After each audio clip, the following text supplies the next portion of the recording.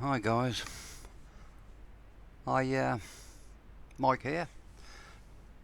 I was reading the last couple of posts in the Shows Your Desktop thread a bit earlier on, and I thought, it's general talk about very plain, ordinary desktops, and well, you've all seen my desktops. You know, I like busy desktops. I like plenty going on. I like to see things happening. So I thought it might be interesting to just show a little bit more of the detail of what I do with my desktops and how I put them together and what they've got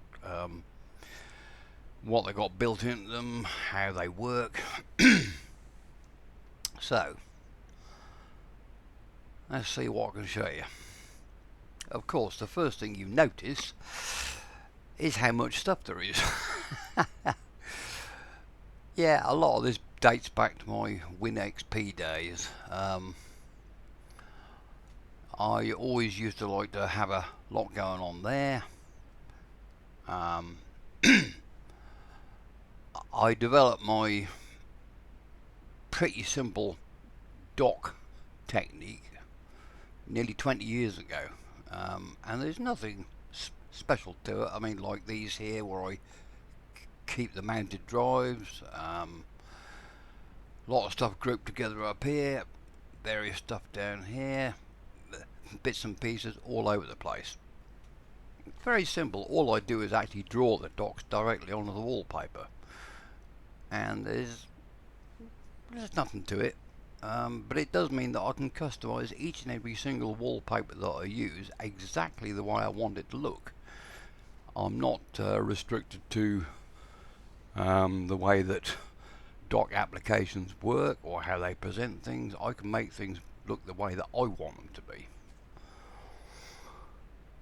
Okay, if you look a little bit closer, you notice this thing's moving, like my little my puppy here on the desktop, constantly romping across it, not going anywhere, but just it's my little representation of what puppy's all about, really.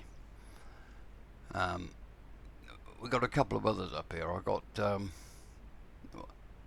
a moving globe here for the browser launcher, and there's another one up here, naturally enough, for Google Earth. One of our devs, a few years ago, he figured out an easy way to get animated GIFs onto the desktop, and more at the point, he figured out a way to use an animated GIF actually as a launcher. So, my browser launcher looks like this. Various things. I've got a couple here, Netflix and YouTube. They're set up as windowed apps running from Chrome, but they open in their own window, and I can launch them individually, separate from the browser itself. I've got launchers all over the place. I've got a multi-launcher here for media players. That one there. I've got another one for office applications. This one here. I've got a third one here for video chat apps. Now these are all set up as web apps from Chrome. Teams I've got on here because Skype is coming to end of life in the next few weeks. So Microsoft are recommending that everybody moves to Teams. I have to keep this on the system because so many of our family members, they're wedded to Skype on Windows, and of course they're all going to be trying to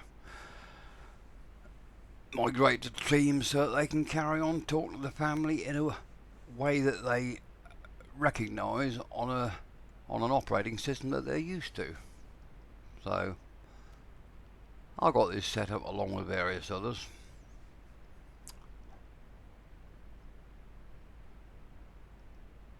There's me, ugly old bugger that I am.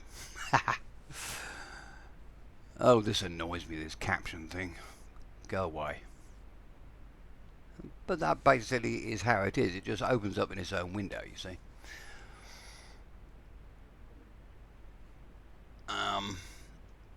And the same goes for the other video chat apps. So I've got Google's Meet, I've got Jitsi's Meet, and naturally Zoom, because everybody uses Zoom. Everybody wants to use it, so I figured, I'd best put it on there. I have various other multi-launchers around the place. Capture, this is all screencast apps. Record my desktop, simple screen recorder, Voco screen. Wex, this is a Puppy native one of our other senior Puppyians put this one together. Based around FFmpeg, and I repackaged the entire thing as a portable application. It originally came as a collection of little individual pet files that had to be installed one after another. We got the old XVidCap. This is great fun. It says, I love the way this works. I've got it set up with an initial splash screen, especially so you can set the audio config up if you need it, because my kennels of puppies, sometimes the cards come up in different places, so you have to be able to set them up how you want it. Usually I just simply run XVidCam as is. I don't often use audio on this, it's a bit awkward, but I do love the way that you can just set the capture area up like this, It's quirky, it's old fashioned, but it appeals to me. Got another one here for webcam apps. Cheese, most of you have heard of that. GU's VC View, Webcamoid, Xioma, this is a CCTV app. Lets me use my collection of webcams set up in various places as sort of like a home CCTV system. FS Webcam and Cam Record, these are ones that I've built for the puppy community using, this one uses FFmpeg. It allows you to record from webcams but also preview at the same time, which many applications won't let you do. That took a bit of figuring out, that did. And FS Webcam, this just allows you to take still captures from your webcam. That's those. Screen cap suite here. Now these are all Puppy native. The original was Take a Shot, which was just for screenshots. This was constructed by one of our members, Jake SFR, several years ago. He's part of the Fat Dog team. Then the same guy who figured out the desktop GIFs, these things, Fred, he's a guy from Holland. He then modified Take a Shot to actually take short GIF captures. That worked extremely well, and he was so pleased with the way this worked that a few weeks ago he actually modified it further to use FFmpeg and actually take screencasts. This is what I'm using at the moment. Yeah, as I say, I like a busy desktop. I like things going on. But one thing you'll notice with all my puppy desktops, despite different wallpapers, etc., they've all largely got the same layout. We've got G-Krellum over here, the system monitor stuff. Puppy's native P widgets down here. This collection here, they're all things that I built myself. I built a puppy backup app here. Simple backup and record. Set of instructions here at the start just so that people know what's going on, and then you choose what you want to do. You can back up a Frugal install, you can back up an individual save file or save folder, you can just use it to simply back up personal data. SVP, this is just a simple video player using FFmpeg. I built the GUI myself. It's nothing special, it does the job. It's a straightforward video player that just uses FFmpeg.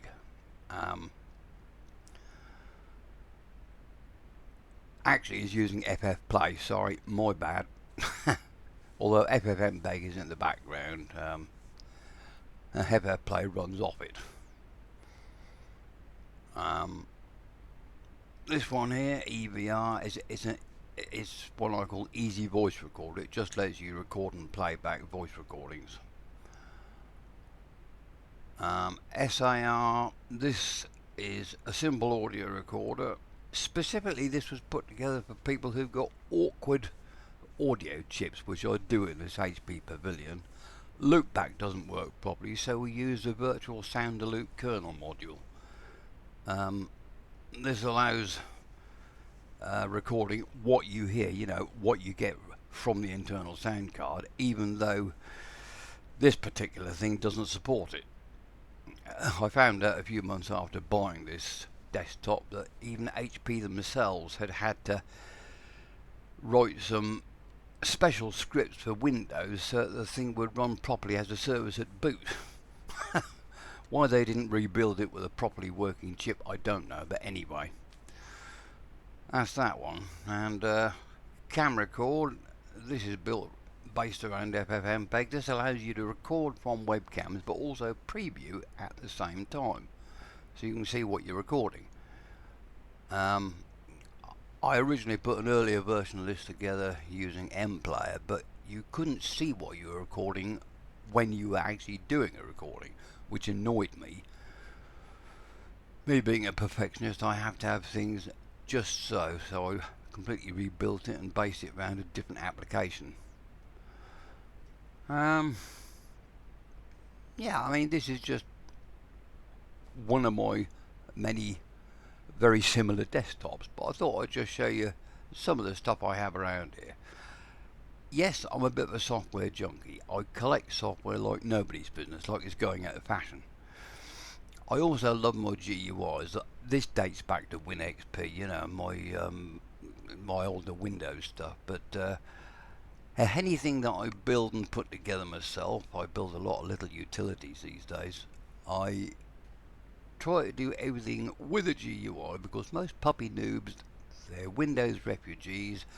GUIs are what they know, it's what they're used to, so it takes more doing to put them together like this, but to my way of thinking it just looks more professional. Anyway guys, there you go. That's just a little bit of what's on my desktops, and it's just the way I happen to like them.